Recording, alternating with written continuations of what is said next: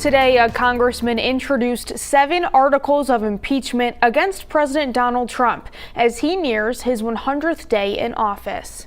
Good evening and thanks for being with us tonight. I'm Sam Olson.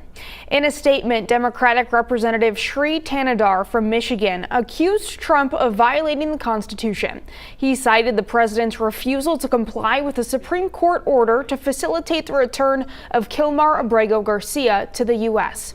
Tanadar also accused Trump of abusing trade powers and international aggression, bribery and corruption, tyranny, and violating First Amendment rights, among other charges. The statement goes on to say, quote, "His unlawful actions have subverted the justice system, violated the separation of powers, and placed personal power and self-interest above public service. We cannot wait for more damage to be done. Congress must act," end quote.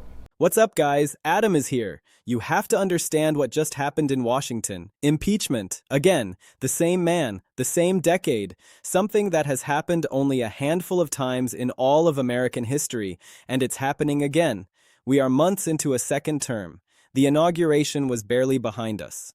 The political battles that defined the first term were supposed to be in the rearview mirror. House Democrats now poised to issue a blunt ultimatum to Vice President Pence tomorrow, invoke the 25th Amendment to remove President Trump by Wednesday, or they'll make the president the first ever to be impeached twice. I think every day he's in office, he remains a real and present danger to the country. Pence, seen late today arriving at the White House, is said to oppose implementing the 25th Amendment. So Democrats today introducing a single article of impeachment, accusing President Trump of, quote, inciting violence against the government of the United States. The charge right now reads in part, President Trump gravely endangered the security of the United States and its institutions of government. He therefore betrayed his trust as president. We have to stand up to this man who incited a violent riot at our nation's capital.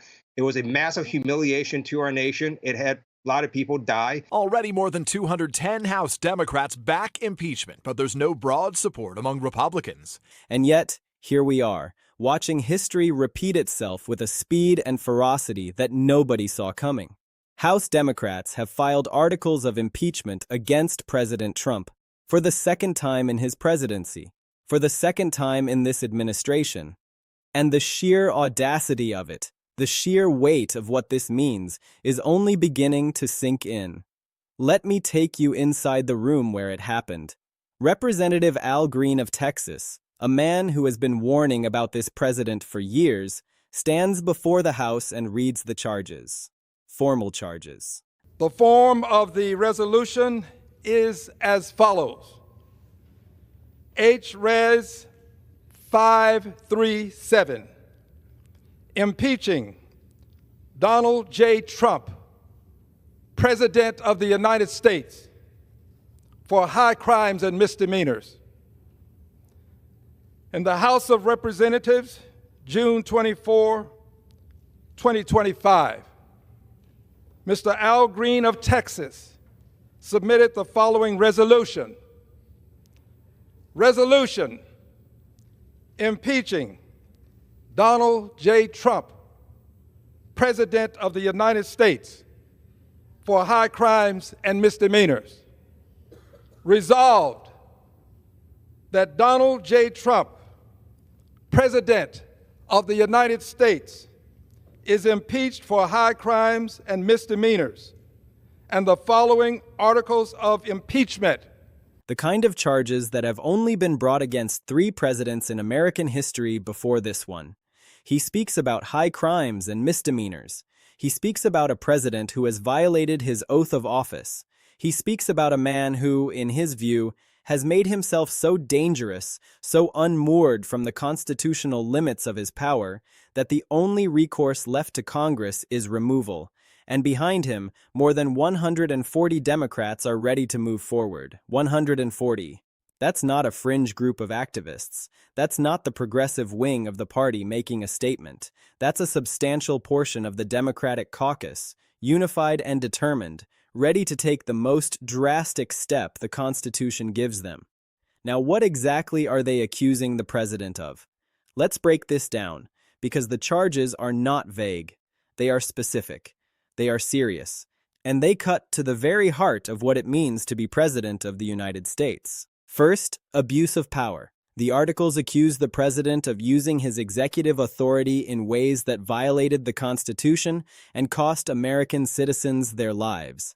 The ICE raids, the operations that were conducted without warrants, without proper oversight, without the basic safeguards that the Fourth Amendment demands, raids that entered homes without permission, raids that swept up people without due process, raids that ended with 2 American citizens dead, 2 dead, American citizens, killed in the course of immigration enforcement operations that the president ordered, that the president defended, that the president refused to change even after Congress asked him to. Congress passed subpoenas. Congress demanded information. Congress asked the president to remove the ICE director, to implement safety measures, to put warrants and oversight in place, and the president said no. He doubled down. He kept the raids going. He kept the policies in place, and people died. That's the abuse of power charge. That's the argument that Democrats are making.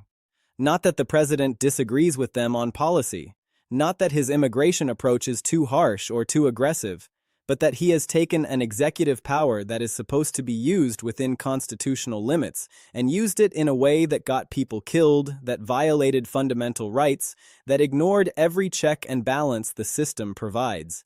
The second charge is obstruction, and this one is about the relationship between Congress and the president, about the separation of powers that has governed this country since its founding. Congress asked for information. Congress issued subpoenas.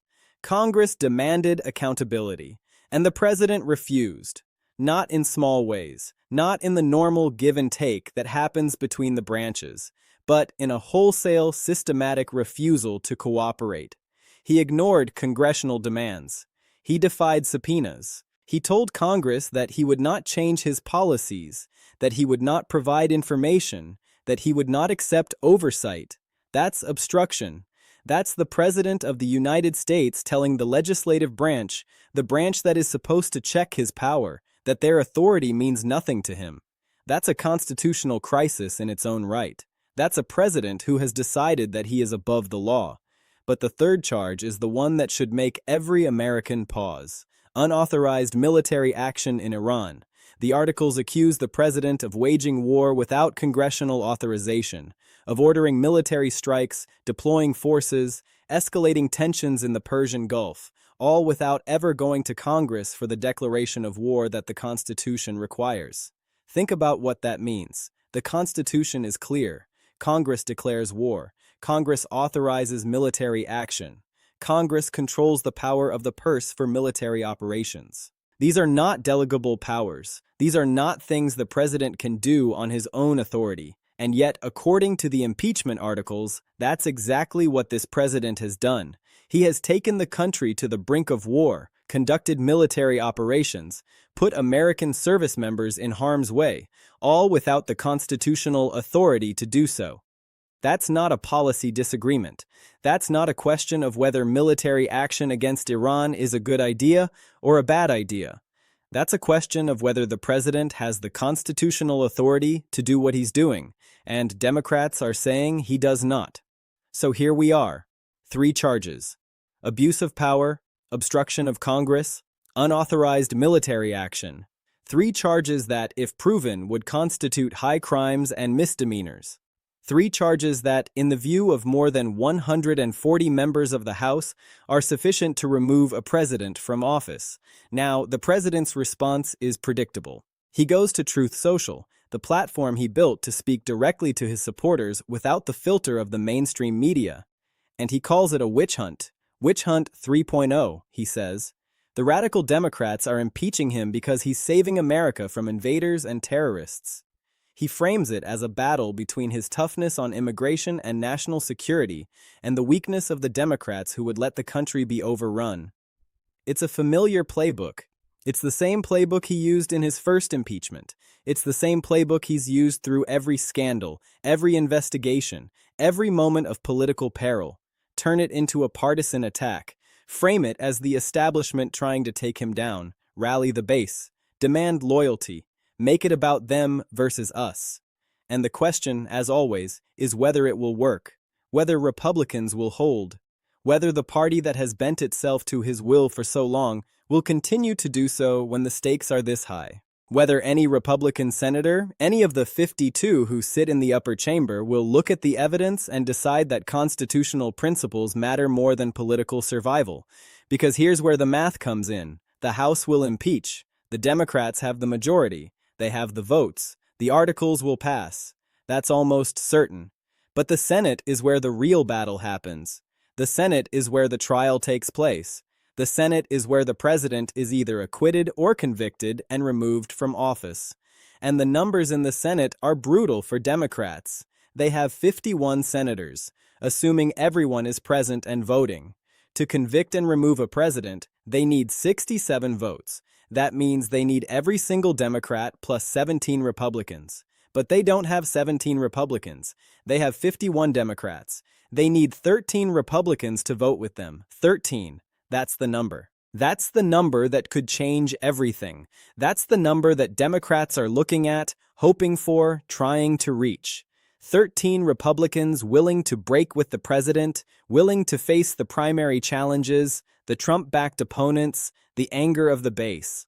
13 Republicans who care more about the Constitution than about their political careers. Is that possible? In a normal political environment, maybe? In a time when the Republican Party has been remade in the image of Donald Trump, when loyalty to the president has become the only test of political fitness, when any deviation is punished with the full force of the MAGA movement, 13 seems like a long shot, a very long shot. But the Democrats are not counting on 13 Republicans voting to convict. Not yet. What they are counting on is that the impeachment process itself will be damaging, that the hearings, the evidence, the testimony, the weeks of news coverage will remind the American people of what this president has done.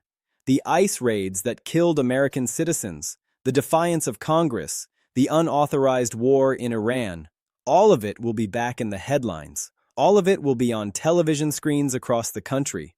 All of it will be part of the conversation as the country heads toward the midterm elections. That's the real strategy. Not removal, not yet. But building the case, shaping the narrative, making sure that voters understand what's at stake, giving Democrats a rallying cry for the election. Trump is unfit. Trump has abused his power. Trump has violated his oath. Vote Democrat to hold him accountable. And the timing, as always, is everything. This impeachment is not happening in a vacuum. It's happening while the government is teetering on the edge of a shutdown. It's happening while Congress is fighting with the president over the DHS budget, over TSA funding, over the SAVE Act. It's happening while the president is facing a crisis in Iran, a crisis with NATO allies, a crisis over the Epstein scandal that won't go away. It's happening while the Supreme Court is striking down his tariffs, while the financial pressure on his administration is building from every direction. This is impeachment layered on top of crisis. Crisis layered on top of crisis. And at the center of it all is a president who is being asked to defend himself in a Senate trial while trying to keep the government open, while trying to manage foreign policy, while trying to hold his party together, while trying to prepare for the midterms that will determine whether he spends the second half of his term as a lame duck or as a president with the power to actually govern. The articles themselves are detailed. They lay out the case in precise language that will be parsed by lawyers and historians for years. The abuse of power charge is built on the ICE raids. The evidence, according to Democrats, shows that the president ordered operations without warrants, without the safeguards that the Fourth Amendment requires. It shows that when Congress asked for changes, when Congress demanded that the president implement basic safety measures, he refused. It shows that 2 American citizens are dead as a direct result of policies the president refused to change. The obstruction charge is built on the president's refusal to cooperate with congressional oversight, the subpoenas that went unanswered, the information that was withheld, the demands that were ignored. It's a pattern, Democrats say, of a president who believes he is above the law, who believes that Congress has no power over him, who believes that the separation of powers is something that applies to other people, not to him. And the unauthorized military action charge is built on the president's actions in Iran, the strikes he ordered without congressional authorization, the forces he deployed without the declaration of war that the Constitution requires, the escalation of tensions that has pushed the country to the brink of a wider conflict, all without the constitutional authority to do so. 3 charges, 3 different ways that the president is accused of violating his oath of office, 3 different ways that Democrats are making the case that this president is a danger to the Constitution and the country. Now, let's talk about what happens next. The House will vote, the articles will pass, the case will go to the Senate, and then the real drama begins. The Senate trial, with its arcane rules and its political calculations, will dominate Washington. The Chief Justice will preside. Senators will sit as jurors. Evidence will be presented. Witnesses may be called. The nation will watch as the fate of the president is debated in the chamber where, 200 years ago, the founders imagined that this process would play out. And at the end of it all, the Senate will vote. The Democrats will vote to convict. Almost all of them, probably. The Republicans will vote to acquit. Almost all of them, probably. And the president will survive. He will walk out of the Senate chamber, go back to the White House, post on Truth Social about his victory, and claim that the witch hunt has failed. But something will have changed. Something always changes when a president is impeached. The stain remains. The record is written. The charges are entered into the history books. And the voters, the American people who will go to the polls in the midterm elections, will have seen it all. They will have seen the evidence. They will have heard the arguments. They will have watched their elected officials decide what kind of country they want to live in. That's what this impeachment is really about. Not removal, not yet, but accountability. The Democratic Party is betting that the American people, when they see what this president has done, when they understand the charges against him, when they watch the evidence unfold, will decide that enough is enough. That they will vote for Democrats in the midterms. That they will give Congress the mandate to continue holding this president accountable. That they will, in the end, decide that no one is above the law. And the Republican Party, the party that has tied itself so completely to Donald Trump, is facing its own reckoning. Every Republican senator who votes to acquit will have to explain that vote to their constituents. Every Republican who stands with the president will have to answer for his actions. Every Republican who looks at the evidence and decides that political loyalty matters more than constitutional principle will have to live with that decision. 13. That's the number that haunts them. 13 Republicans who could change everything. 13 Republicans who could decide that this time, this impeachment is different. That this time, the evidence is too clear, the charges too serious, the danger to the country too great. 13 Republicans who could put country over party, principle over politics, the Constitution over their own political futures. Are there 13? Probably not. But there are cracks. There are fissures. There are Republicans who look at the ICE raids that killed American citizens and wonder if they can defend that.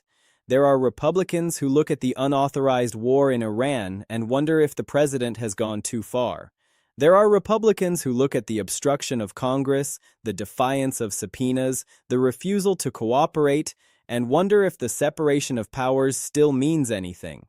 Those cracks may not be enough to remove the president, but they are enough to change the conversation, enough to make the impeachment process something more than a partisan exercise, enough to make the American people pay attention, and in the end, that may be what matters most.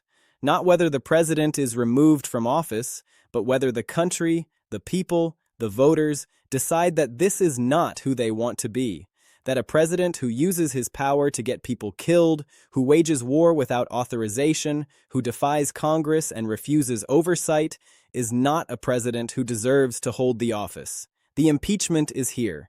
The articles have been filed. The process has begun. And whatever happens in the Senate, whatever votes are cast, whatever outcome is reached, the country will never be the same. Because impeachment is not just about removing a president. It's about defining what we will accept. It's about drawing lines that cannot be crossed. It's about telling future presidents, telling the world, telling ourselves that in America, No one is above the law. That's what's at stake. That's why this matters. Not because Donald Trump will be removed from office, though he might be someday, but because the process itself, the hearings, the evidence, the trial, the debate, will force the country to decide what kind of president we want, what kind of government we want, what kind of country we want to be. And when that decision is made, when the votes are counted and the history is written, we will all have to live with the consequences.